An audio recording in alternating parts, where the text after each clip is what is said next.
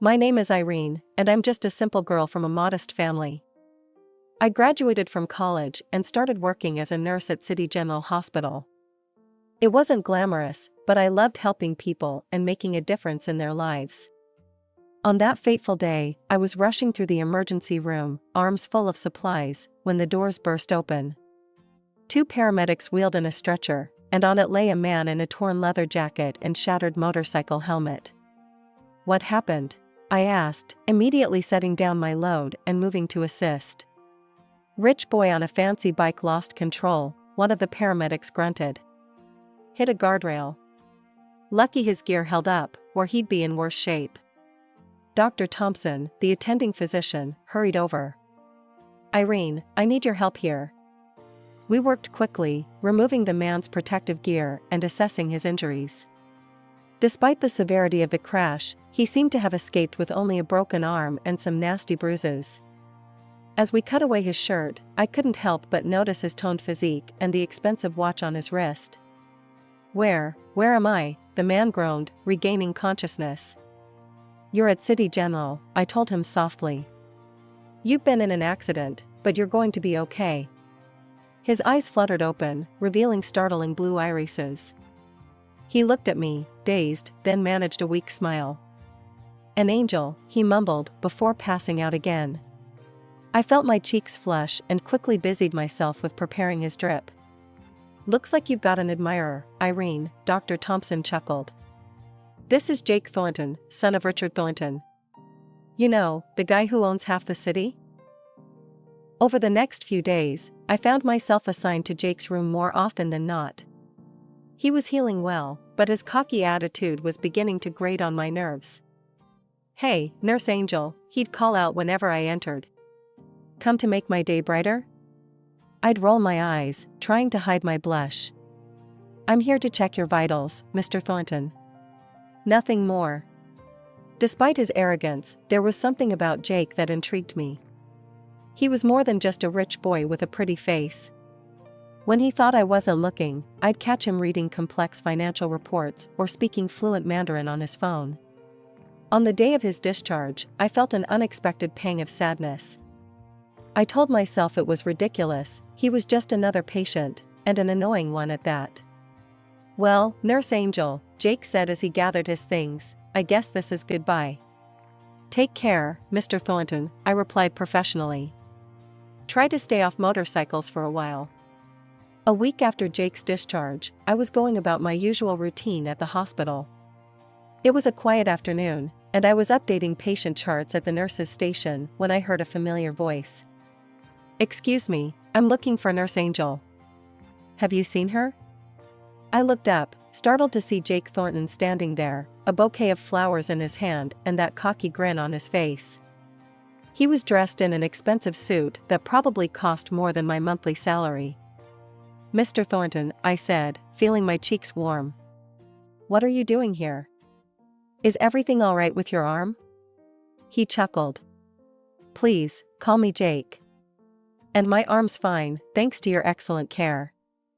These are for you, by the way." He handed me the flowers. I accepted them awkwardly, aware of my coworkers' curious stares. "Thank you, but why?" "Because I'm asking you out on a date," he said bluntly. "And I'm hoping these might persuade you to say yes." Against my better judgment, I found myself nodding. "Okay, one dinner. But that's it." Jake's face lit up. "Great. I'll pick you up at 8. Wear something nice." As he strode out of the hospital, leaving me standing there with a bouquet of expensive flowers, I couldn't help but wonder what I'd just gotten myself into. That night, I agonized over what to wear. My closet was full of practical clothes for work, nothing suitable for a date with someone like Jake Thornton. I finally settled on a simple black dress, the only one I owned. At 8 o'clock sharp, a sleek black car pulled up outside my modest apartment building. Jake stepped out, looking like he'd just walked off a magazine cover in his tailored suit. "You look beautiful," he said, his eyes appreciative as he opened the car door for me. The restaurant he took me to was the kind of place I'd only ever seen in movies. Crystal chandeliers, soft piano music, waiters in tuxedos, it was all so overwhelming. "Relax," Jake said, noticing my discomfort. "It's just dinner." But it wasn't just dinner. It was the beginning of something I never could have anticipated. As we talked, I discovered that beneath his cocky exterior, Jake was intelligent, funny, and surprisingly down-to-earth. He told me about his work as a financial director in his father's company, and I found myself sharing stories about my life and my passion for nursing. "You know," Jake said as we were finishing dessert, "I've dated a lot of women, but I've never met anyone quite like you, Irene." I laughed. "I'm sure you say that to all the girls." "No," he said, his tone serious. "I mean it.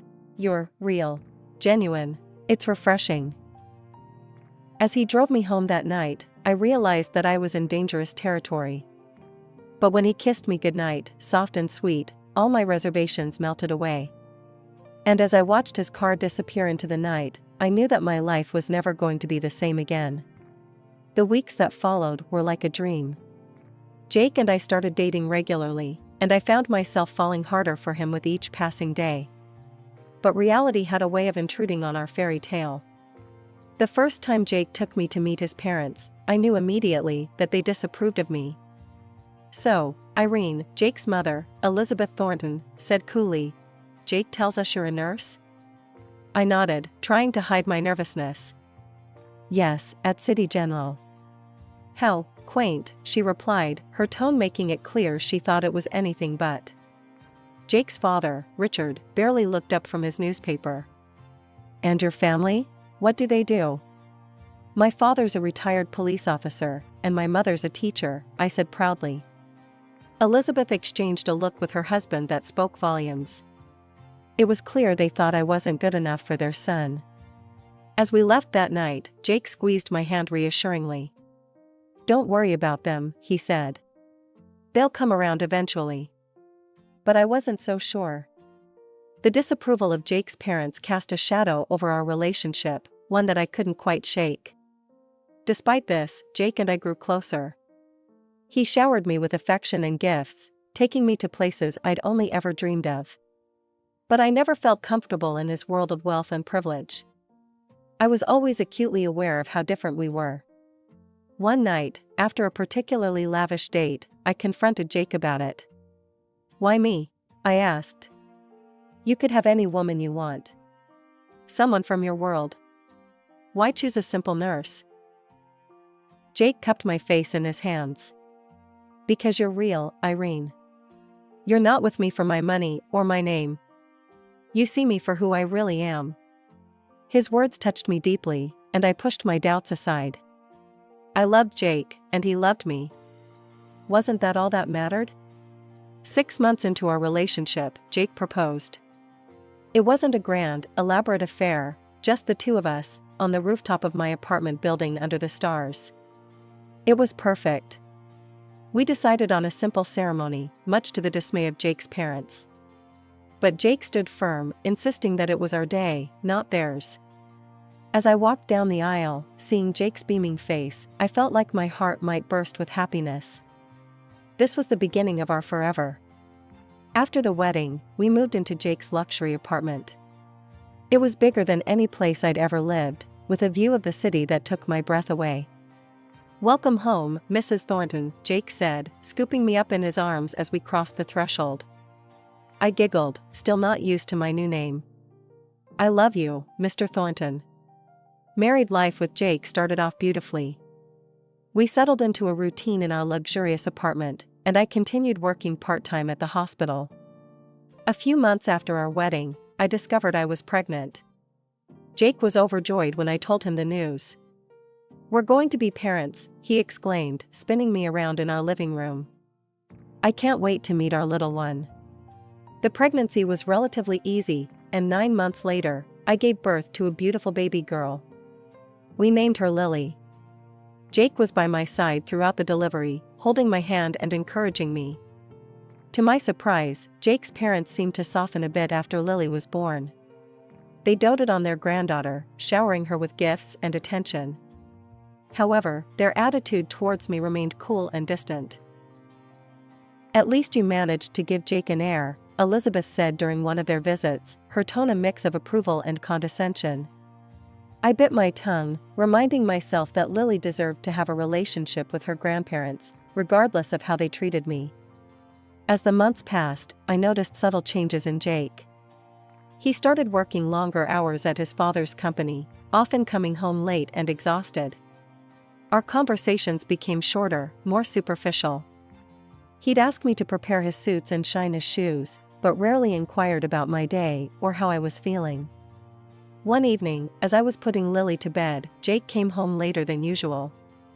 "Where have you been?" I asked, trying to keep the accusation out of my voice. "Working late," he replied tersely. "There's a big merger coming up. I need to be prepared." I nodded, unconvinced. "I made dinner. It's in the fridge if you want to heat it up." Jake waved his hand dismissively. "I already ate at the office." This became our new normal. Jake would come home late, barely acknowledge me or Lily, and retreat to his home office. I tried to talk to him about it, but he always had an excuse. "I'm doing this for us, Irene," he'd say. "For our future. You wouldn't understand the pressure I'm under." I felt a growing distance between us, a chasm I didn't know how to bridge. The man I married, the one who had swept me off my feet, seemed to be disappearing before my eyes. One day, I received an unexpected call from Elizabeth, Jake's mother. "Irene," she said, her voice cold and disapproving. "I hope you realize you're not fulfilling your duties as the wife of a financial director." Confused and hurt, I asked, "What do you mean?" "You didn't even bother to come to the corporate party last night," she replied. "Though perhaps it's for the best. You would have stood out among the gorgeous women there, and not in a good way." My heart sank. I hadn't known about any corporate party. Jake hadn't mentioned it to me. That evening, when Jake came home, I confronted him. "Why didn't you invite me to the corporate party?" Jake's face hardened. "Irene, let's be honest. You're too simple for those events. I'd be embarrassed to have you there." His words cut deep, confirming my worst fears. The man I loved, the one who had once called me real and genuine, now found me embarrassing. The weeks following Jake's cruel words were tense. We barely spoke. I threw myself into caring for Lily and my work at the hospital, trying to ignore the growing pit in my stomach. One evening, Jake called to say he was staying late at work again. I decided to use the quiet time to clean up a bit. As I tidied his home office, I noticed his computer was on, the screen glowing softly in the dim room. I hesitated for a moment, my hand hovering over the mouse. I knew I shouldn't, but something compelled me to look. To my surprise, the computer wasn't password protected. With a shaky hand, I opened his email. What I found shattered my world. There, in black and white, was an email exchange between Jake and a woman named Vanessa. As I read through their correspondence, my heart pounded in my chest. They weren't just coworkers, they were lovers. They mocked me, calling me a hen, a fool, a redneck without taste. Jake praised Vanessa's skills in bed, while dismissing me as dull and unattractive. With trembling hands, I copied all the correspondence I could find onto a USB drive. I needed proof, something concrete to confront Jake with. I barely slept that night, tossing and turning as Jake's words echoed in my mind. When he finally came home the next morning, I was waiting for him in the living room, Lily asleep in her crib. "We need to talk," I said, my voice surprisingly steady. "I know about Vanessa." His face paled for a moment, before a smirk settled on his lips. "Come on, Irene. Did you really think someone like me would be satisfied with someone like you? Vanessa is everything you're not: beautiful, sophisticated, amazing in bed." Each word was like a knife to my heart. "I'm your wife," I whispered. "The mother of your child." "And that's all you'll ever be," he sneered. "I'm not giving up Vanessa. You'll just have to deal with it." In that moment, something inside me snapped. "No," I said firmly. "I won't deal with it. This marriage is over, Jake." His smirk faltered. "You can't leave me. You have nowhere to go, no money of your own. I'd rather be poor and alone than stay with a cheating bastard like you, I spat. I rushed to Lily's room, scooped her up, and grabbed the pre-packed bag I'd prepared earlier. As I headed for the door, Jake called out. You'll regret this, Irene. I'll make sure of it. I turned to face him one last time. No, Jake. You're the one who's going to regret this. With those words, I walked out of our luxury apartment, my daughter in my arms and my heart in pieces. I didn't know what the future held, but I knew one thing for certain: I was done being Jake Thornton's fool. The taxi pulled up to my parents' modest home, and I felt a wave of relief wash over me. My mother opened the door before I could even knock, concern etched on her face. Irene, what's wrong, sweetheart? She asked, taking in my tear-stained face and Lily in my arms. Mom, I choked out. Jake, he's been cheating on me. My father appeared behind her, his expression hardening.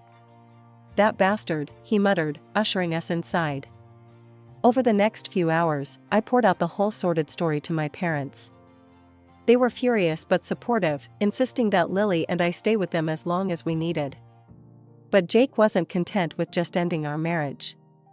He wanted to destroy me completely.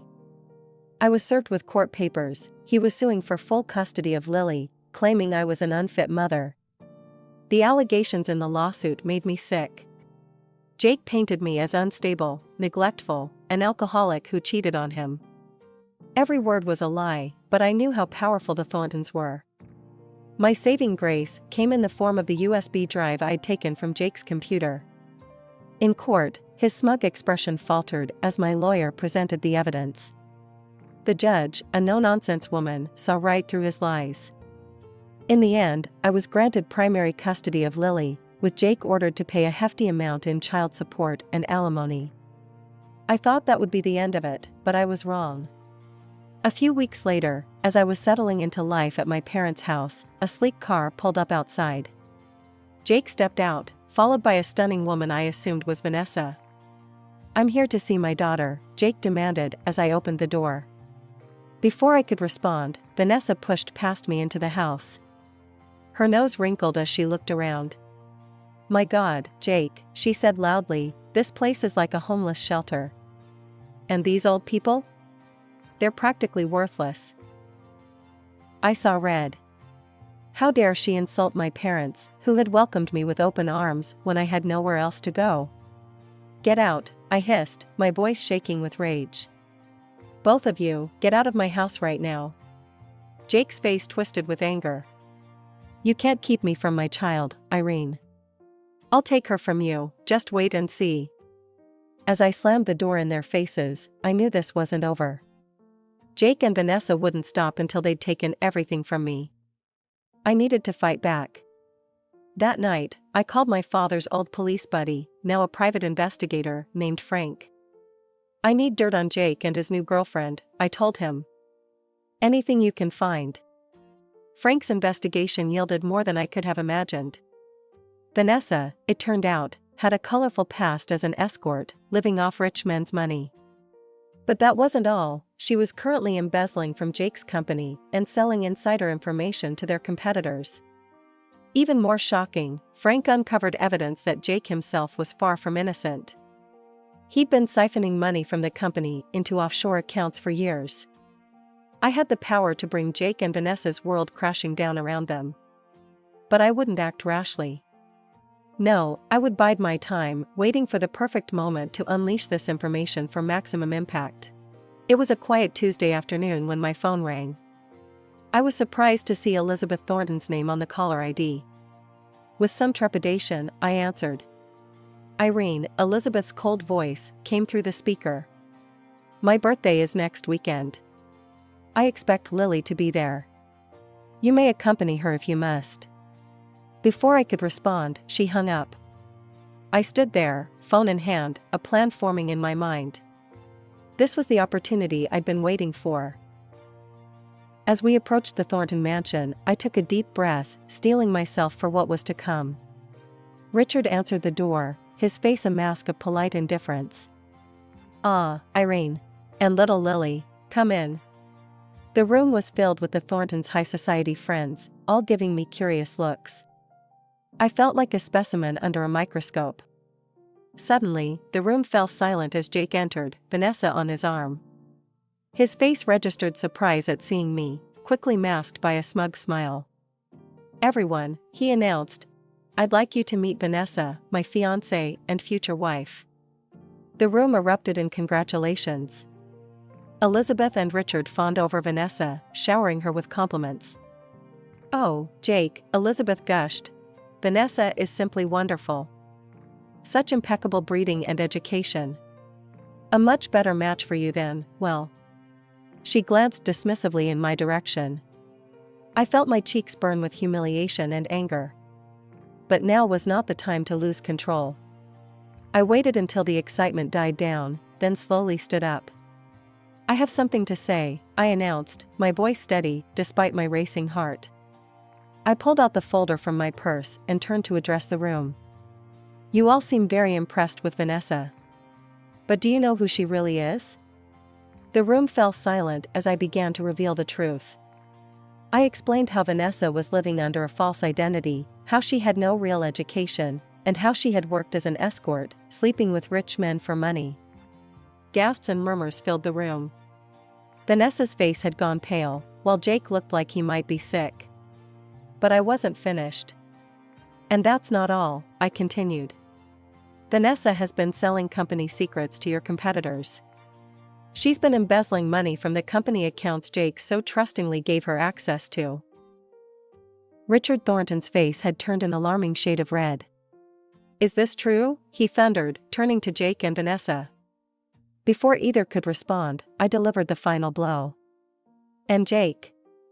Jake has been transferring company funds to offshore accounts for years." The room erupted into chaos. Richard grabbed Vanessa by the arm, practically dragging her to the door. "Get out of my house, you deceitful witch," he roared. "I'll see you in court for this." He then rounded on Jake, his hand connecting with Jake's face in a resounding slap. "You're fired, you ungrateful scoundrel. How dare you steal from your own family?" In the midst of the pandemonium, I calmly picked up Lily and headed for the door. As I passed Jake, who was holding his reddened cheek, I paused. "I told you you'd regret this, Jake," I said softly. "Goodbye." In the weeks following the explosive revelation at Elizabeth's birthday party, my life took yet another unexpected turn. One afternoon, I received a call from Richard Thornton. "Irene," he said, his voice uncharacteristically hesitant, "Elizabeth and we'd like to speak with you. In person, if possible." Curious and slightly apprehensive, I agreed to meet them at a quiet cafe the next day. As I walked in, I saw them sitting at a corner table, looking older and more subdued than I'd ever seen them. "Irene," Elizabeth began as I sat down, "we owe you an apology. A big one." Richard nodded solemnly. "We misjudged you terribly. You saved our company, our reputation. We can never thank you enough." Over the next hour, we talked more openly than we ever had before.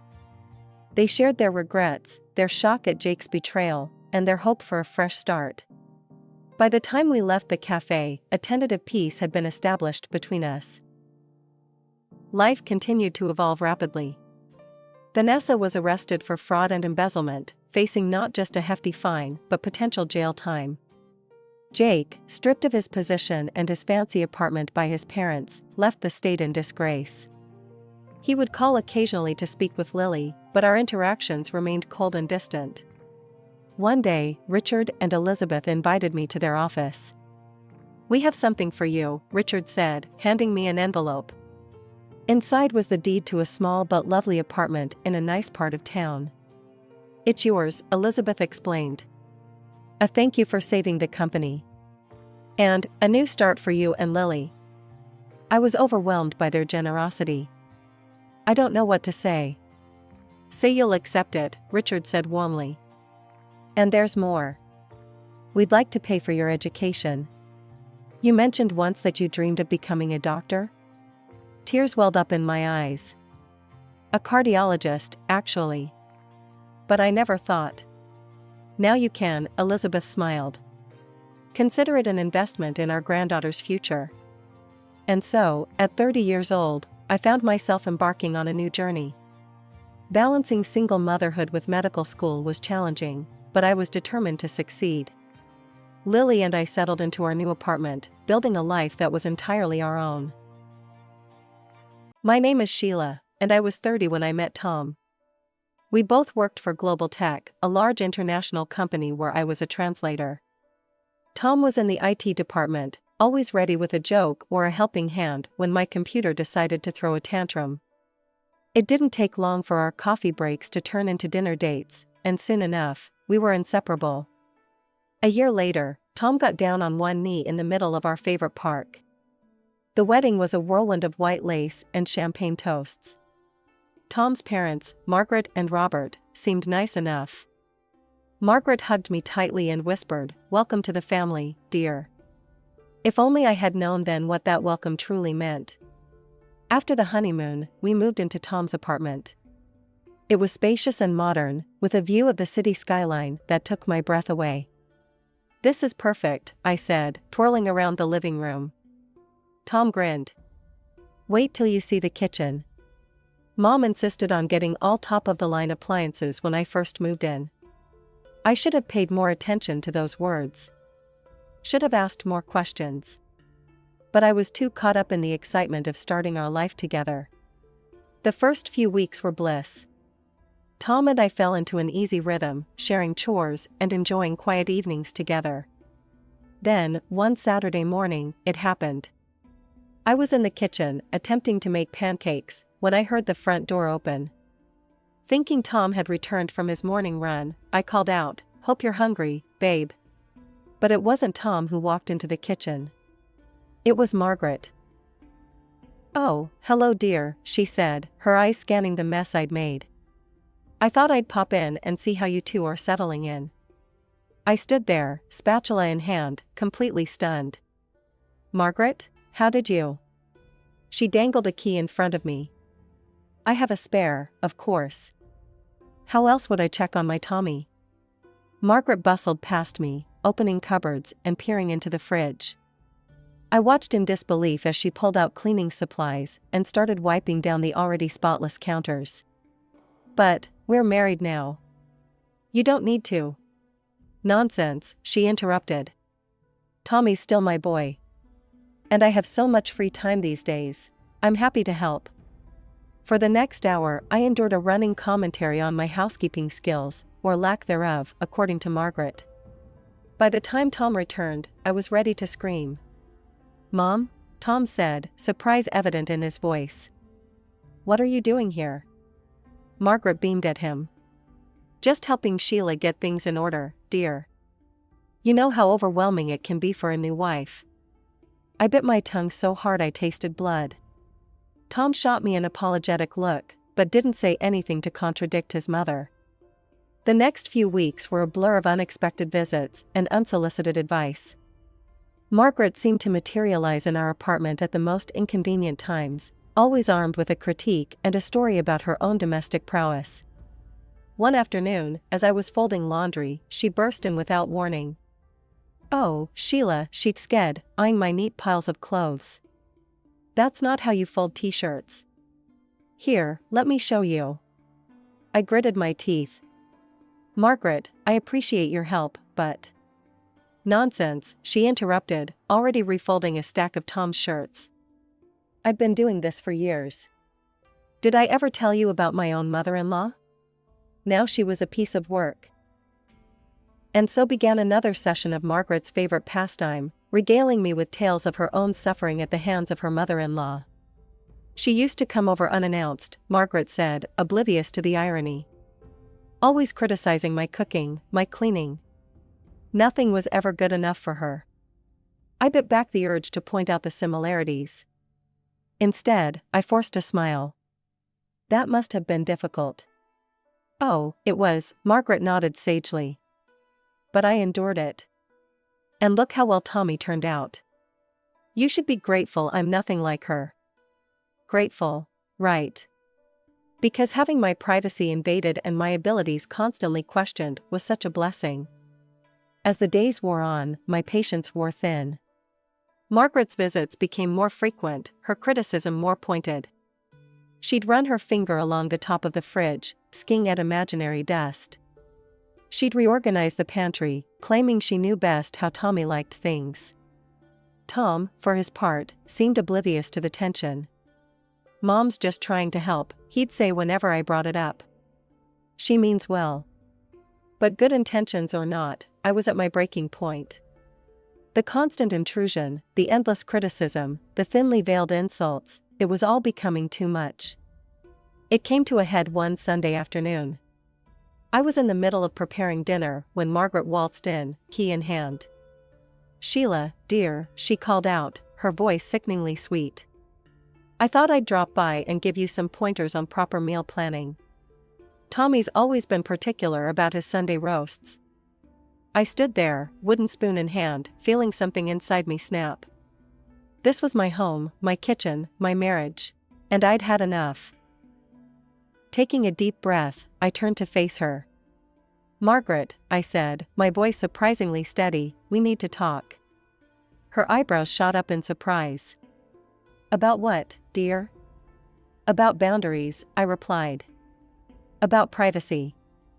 I appreciate your intention to help, but coming over unannounced, criticizing everything I do, it's not helping. It's making me feel uncomfortable in my own home." She left without another word, the door slamming behind her. As the sound echoed through the apartment, I leaned against the counter, exhausted but oddly exhilarated. That evening, as Tom and I sat down for dinner, I knew I had to broach the subject. "Tom," I started, pushing my food around on my plate, "we need to talk about your mother." He sighed, putting down his fork. "What's she done now?" I took a deep breath and recounted the day's events, along with all the other incidents that had been building up. As I spoke, I could see the conflict in Tom's eyes, torn between his love for his mother and his commitment to me. "Sheila, I know Mom can be intense," he said carefully. "But she means well. She's just trying to help." I shook my head. "Tom, I understand that. But this isn't help, it's control. She comes into our home uninvited, criticizes everything I do, and makes me feel like an intruder in my own life. It has to stop." Tom ran a hand through his hair, clearly uncomfortable. "What do you want me to do?" "I need you to set boundaries with her," I said firmly. "Take back her key.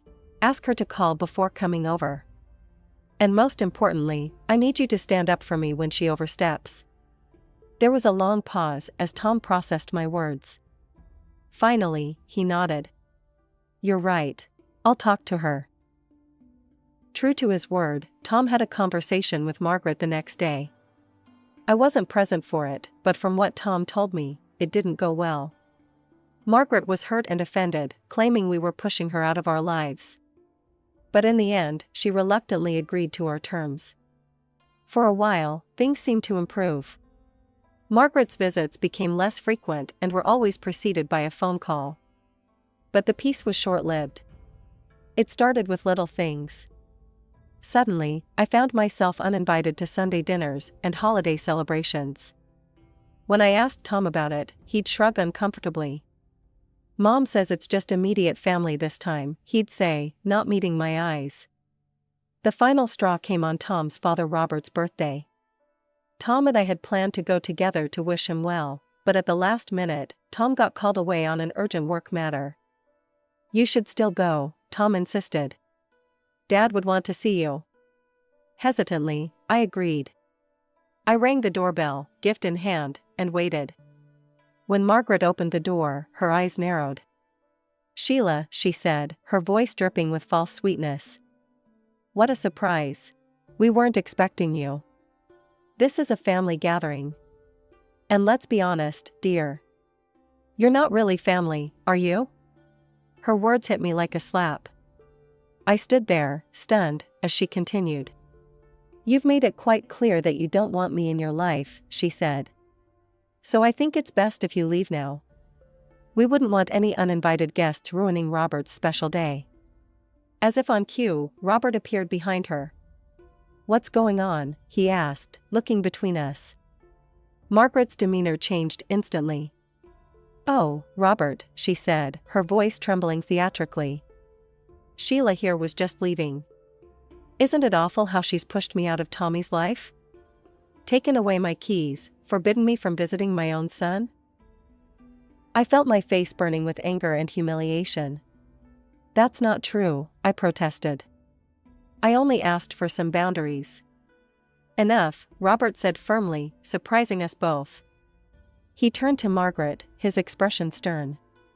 "That's enough, Margaret. Sheila is family, and she's welcome here." He then looked at me, his eyes softening. "Please, come in, Sheila. We'd love to have you join us." Shocked and grateful, I stepped inside. Margaret, clearly furious, stormed off to the kitchen. As I followed Robert into the living room, I could feel the eyes of the other guests on me, curious about the scene they'd just witnessed. The next few years were a constant battle with Margaret. Despite our efforts to set boundaries, she always found ways to insert herself into our lives.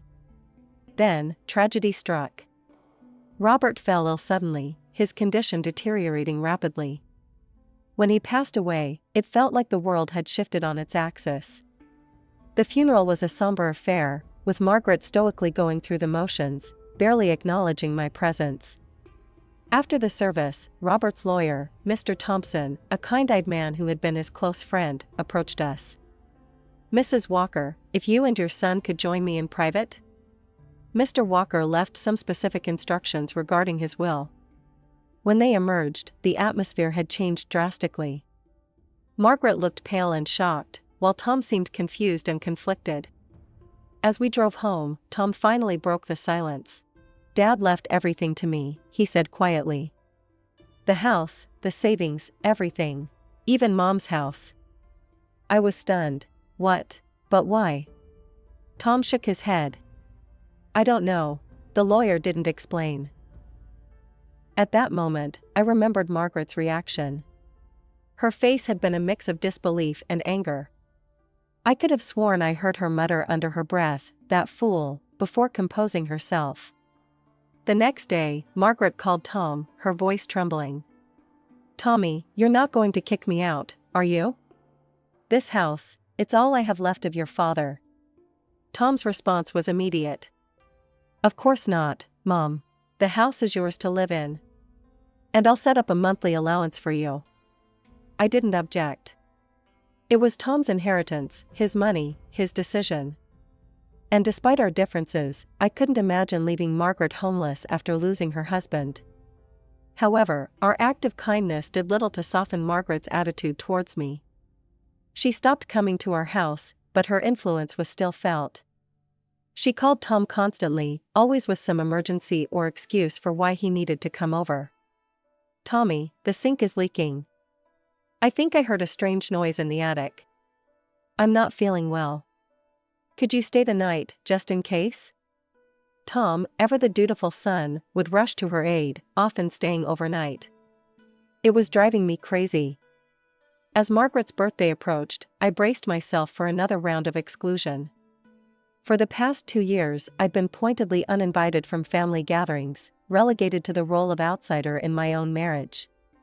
So when Tom announced he had to leave on a last-minute business trip, I resigned myself to a quiet evening alone. I was surprised, then, when my phone rang the day before Margaret's birthday. Even more surprising was the name on the caller ID. "Sheila, dear," Margaret's voice oozed sweetness through the speaker. "I'm calling about my birthday celebration tomorrow. I know we've had our differences, but I'm tired of all this hostility. I'd like us to reconcile." I stood there, phone pressed to my ear, utterly dumbfounded. "You want me to come to your birthday party?" "Of course, dear. I know Tommy can't make it, but I'd love to see you there. What do you say?" Part of me wanted to refuse outright. After years of snubs and barely veiled insults, why should I believe this sudden change of heart? But Margaret's voice sounded so sincere, so genuinely warm, that I found myself wavering. "I suppose I could stop by," I heard myself say. "Wonderful," Margaret exclaimed. "It's at the Willow Creek Country Club. I'll see you at 7. The next evening, I found myself driving to the country club, a carefully chosen gift and a bouquet of flowers on the passenger seat beside me. As I approached the entrance, a sense of unease settled in my stomach. I pulled up to the security barrier, where a guard stepped out of his booth. "Name, please?" "Sheila Walker," I replied, trying to sound confident. The guard scanned his list, then frowned. "I'm sorry, ma'am, but I don't see that name here." "There must be some mistake," I said, my unease growing. "Margaret Walker invited me personally. I'm her daughter-in-law." The guard shook his head. "I'm sorry, but if you're not on the list, I can't let you in. It's a private event." Flustered, I got out of the car and pulled out my phone and called Margaret. After a few rings, she picked up. "Margaret, it's Sheila. I'm at the entrance, but they won't let me in." A few minutes later, I saw Margaret approaching the barrier, surrounded by a group of well-dressed guests. They were all laughing, glasses in hand, clearly enjoying the party that was already in full swing. As Margaret neared my car, I expected her to clear up the misunderstanding with the guard. Instead, she fixed me with a cold stare that sent chills down my spine. "Well, well," she said, her voice dripping with disdain. "If it isn't the little gold digger herself. Did you really think I'd let trash like you into my birthday celebration?" I stood there, stunned, as Margaret continued her tirade. "I specifically chose this venue to keep out unwanted elements like you. Why are you even here? You're not family. You're nothing but a money-hungry tramp who trapped my son." The guests behind her tittered, clearly enjoying the show. I felt my face burning with humiliation and anger. "But, you invited me," I stammered. "You said you wanted to reconcile." Margaret's laugh was cold and cruel. "Oh, you poor, naive girl. I wanted to see just how desperate you were to get your hands on our family's money. And look at you, showing up like a stray dog, begging for scraps." For a moment, I stood face to face with Margaret, seeing the malice gleaming in her eyes. Then, with deliberate slowness, I dropped the flowers and gift at her feet. Without another word, I got back in my car and drove away, Margaret's mocking laughter and the sounds of the party fading behind me. I drove home in a daze, my mind reeling from Margaret's cruel words and actions. As soon as I walked through the door, I collapsed onto the couch and called Tom, my hands shaking as I dialed his number. Through tears and hiccups, I recounted the entire humiliating ordeal. Tom listened in stunned silence, only interrupting occasionally to ask for clarification. When I finished, there was a long pause. Then, Tom's voice came through, low and angry. "I'm coming home, and then I'm going to have a very serious conversation with my mother." True to his word, Tom was on the next flight home. When he arrived, he held me close, apologizing over and over for his mother's behavior. Then, with a determined look in his eye, he picked up the phone and called Margaret. I could hear Margaret's voice, shrill and defensive, through the speaker. But Tom's responses were calm and resolute. "No, Mom. This time you've gone too far. I don't want to hear your excuses. You humiliated my wife, the woman I love. No, I'm done. I'm cutting you off. No more allowance, no more help. You're on your own." For a week, we enjoyed a peace we hadn't known in years. No frantic calls from Margaret, no emergencies requiring Tom's immediate attention. It felt like we could finally breathe. But of course, it couldn't last. One afternoon, there was a knock at our door. When I opened it, I found Margaret standing there, her eyes red and puffy, her appearance disheveled.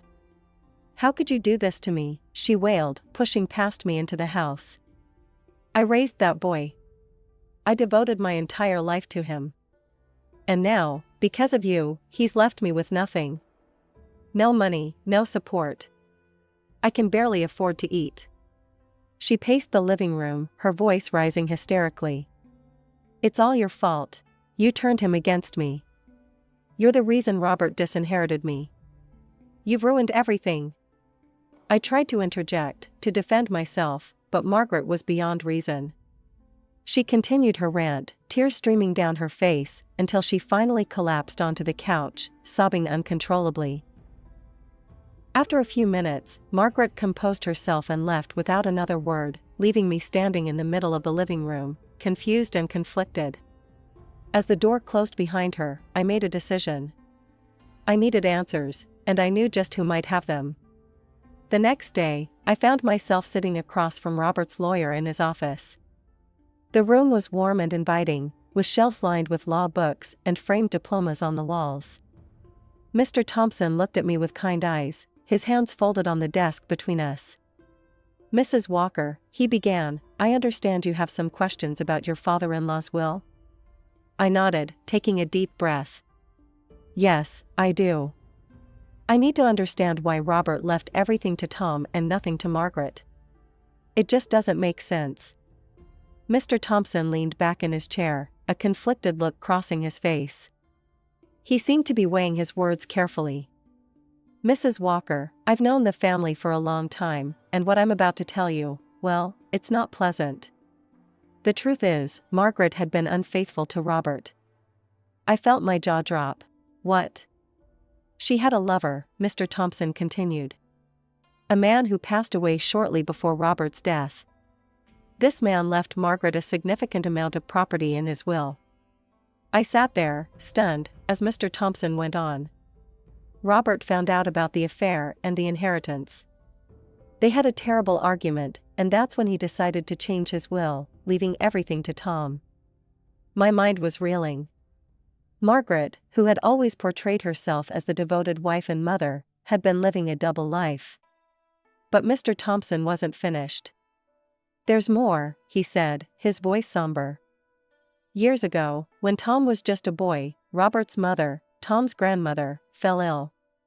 She had saved money for years to afford a place in a private nursing home, where she hoped to spend her final days in comfort." I listened, a sense of dread growing in the pit of my stomach. Margaret convinced Robert to sell his mother's property and send her to a state-run facility instead.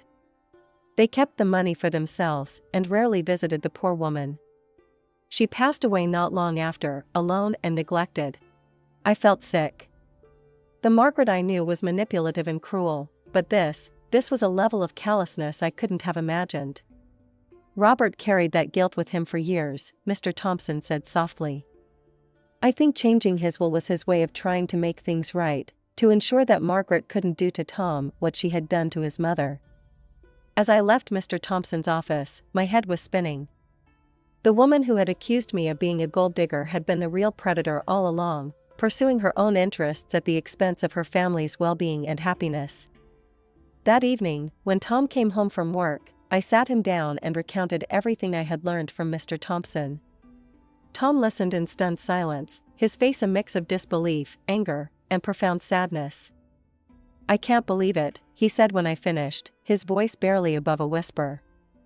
"All these years, she's been lying to us, manipulating us." We stayed up late into the night, talking through the implications of these revelations. Tom was devastated, but also resolute. "This ends now," he said firmly. We didn't have to wait long for Margaret to make her next move. A few days later, she showed up at our door, all tears and pleas for help. "Tommy," she began, her voice quavering. "I know you're angry, but please. I need your help. I have nothing left." Tom's face was like stone as he replied, "That's not true, is it, Mom? We know about your lover, about the apartment and money he left you." Margaret's face drained of color. What are you talking about?" "Drop the act," Tom said, his voice cold. "We know everything. About your affair, about what you did to Grandma. All of it." Margaret's demeanor changed instantly. Gone was the pitiful, pleading woman. In her place stood someone I recognized all too well, calculating, angry, ready to lash out. "How dare you," she shrieked. "After everything I've done for you. You ungrateful, selfish boy." Tom didn't flinch. "Ungrateful? You're right, I am. Unlike you, I won't be sending you to a state nursing home to die alone." Margaret recoiled as if she'd been slapped. Tom continued, his voice steady, I'm selling the house. You need to leave. Use the money and property your lover left you, and stop trying to deceive and use everyone around you. Margaret's indignant screams could probably be heard down the block, but Tom remained unmoved. He gave her a deadline to vacate the house, and true to his word, he sold it soon after. We later learned that Margaret had moved into the apartment left to her by her lover, evicting the current tenants and having to pay a hefty sum for breaking their lease.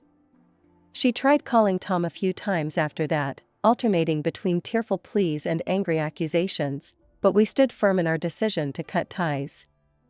As the dust settled from this tumultuous period, Tom and I found ourselves looking toward the future. And what a future it was shaping up to be. I was pregnant. We decided to sell our apartment and look for a small house, somewhere we could raise our child in peace, away from the shadows of the past. We were careful not to let any news of the pregnancy or our plans to move reach Margaret. The last thing we wanted was for her to find a way back into our lives, especially with a baby on the way. Driving away toward our new home and new life, I felt a sense of hope I hadn't experienced in years. Whatever challenges lay ahead, I knew Tom and I would face them together, stronger for having weathered this storm.